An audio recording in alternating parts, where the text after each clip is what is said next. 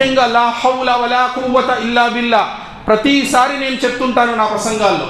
వలా హౌల వలా కువ్వత ఇల్లా బిల్లా ఇది ఎటువంటి తస్బీ అంటే అల్లాహు అక్బర్. ప్రవక్త ముహమ్మద్ సల్లల్లాహు అలైహి వసల్లం వారు అంటున్నారు, ఇది స్వర్గంలో ఉన్న ఖజానాలలో నుంచి ఒక ఖజానా అన్నారు. అల్లాహ్ స్వర్గం ఖజానాల్లో ఒక ఖజానా ఏంటి?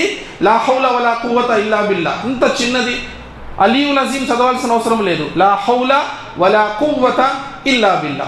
ప్రవక్త ముహమ్మద్ సల్లల్లాహు అలైహి వసల్లం వారు అంటున్నారు, ఇది స్వర్గపు ఖజానాల్లో ఒక ఖజానా, మరియు ఇది చదివేవానికి 70 రోగాల నుండి విముక్తి లభిస్తుంది. సహీ హదీస్. 70 వ్యాధుల నుండి విముక్తి లభిస్తుంది. ఈ రోజులో ఎవరికి చూసినా వ్యాధులే. 70 వ్యాధులు.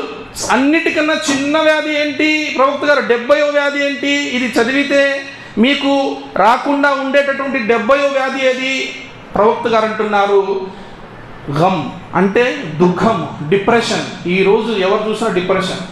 సైకియాట్రిస్ట్ దగ్గరికి వెళ్తుంటారు. ఈ డిప్రెషన్ కూడా రాదన్నారు ప్రవక్త గారు. చిన్నది 70వ వ్యాధి. ఇంకా పెద్ద పెద్ద క్యాన్సర్లు అన్నీ ఉన్నాయి.